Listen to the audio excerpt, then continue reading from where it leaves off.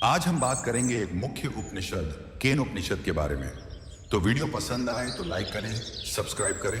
अब शुरू करते हैं केन उपनिषद, जो कि आत्मा और ब्रह्म की खोज का रहस्यमय मार्ग। भारतीय दर्शन की महान परंपरा में उपनिषदों को आत्मा की गहराई तक पहुंचने का मार्गदर्शक माना गया है।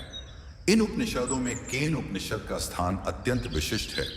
यह उपनिषद सामवेद से संबद्ध है और इसका मुख्य उद्देश्य यह जानना है कि हमारे मन, वाणी, प्राण और इंद्रियां किस शक्ति के अधीन कार्य करते हैं। पहला चरण के बारे में बात करते हैं हम, जिज्ञासा का बोध। केन का अर्थ है किसके द्वारा। उपनिषद का आरंभ ही एक महान प्रश्न से होता है।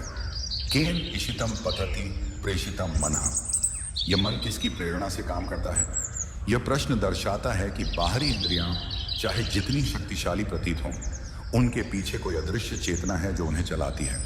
केन उपनिषद उसी मूल शक्ति की खोज है।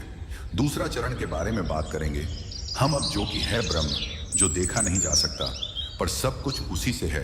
केन उपनिषद बार बार यह स्पष्ट करता है कि ब्रह्म को देखा नहीं जा सकता, जाना नहीं जा सकता, पर वही वह शक्ति है जो देखने, सुनने और जानने की क्षमता देती है। यहाँ एक अद्भुत पंक्ति आती है, श्रोत्रस्य श्रोत्रम मनसो मनोयत। जो कान के भी कान है, मन के भी मन है। इसका अर्थ है कि इंद्रियां भले ही अनुभव का माध्यम हो, लेकिन अनुभव की वास्तविक जड़ उस ब्रह्म में है जो उनसे परे है। तीसरा चरण है ज्ञान की विनम्रता। ब्रह्म को जानना आसान नहीं। उपनिषद हमें चेतावनी देता है, जो सोचता है कि उसने ब्रह्म को जान लिया वह वास्तव में नहीं जानता। यहाँ गूढ़ संकेत यह है कि ब्रह्म को तर्क या विचार से नहीं, केवल आत्मिक अनुभव और आंतरिक बोध से ही जाना जा सकता है। यह सीख आज के समय में भी प्रासंगिक है, जहां ज्ञान का घमंड सच्चे बोध से दूर ले जा सकता है। चौथा चरण है यक्ष कथा, अहंकार की परीक्षा।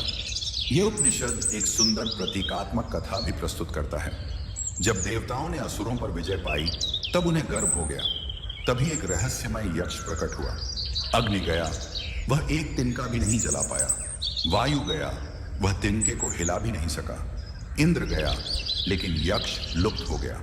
फिर उमा, ज्ञान की देवी, प्रकट होकर इंद्र को बताती हैं कि वह रहस्यमय यक्ष ब्रह्म था। इस कथा का गूढ़ संदेश, शक्ति और अहंकार से ब्रह्म नहीं मिलता, केवल ज्ञान, विनम्रता और श्रद्धा से ही उसका साक्षात्कार होता है। पांचवा चरण, अंत में क्या सिखाता है यह उपनिषद। केन उपनिषद का सार यह है कि आत्मा और ब्रह्म की पहचान सबसे गहन खोज है। बाहरी ज्ञान सीमित है, आंतरिक अनुभव अनंत है। इंद्रियों से परे जाकर ही सच्चा ब्रह्म अनुभव किया जा सकता है। यह अनुभव केवल उसी को होता है जो स्वयं को खोकर सच्चे अर्थों में जिज्ञासु बनता है। इसका निष्कर्ष ये है, केन उपनिषद केवल एक दर्शन नहीं, बल्कि एक आध्यात्मिक यात्रा है, जो हमें यह याद दिलाती है कि मन, बुद्धि और अहंकार से परे एक शुद्ध चेतना है, जिसे जान लेना ही जीवन का अंतिम उद्देश्य है। यह उपनिषद आज के युग में भी उतना ही प्रासंगिक है, जहां बाहर की चकाचौंध में आत्मा की शांति खोती जा रही है।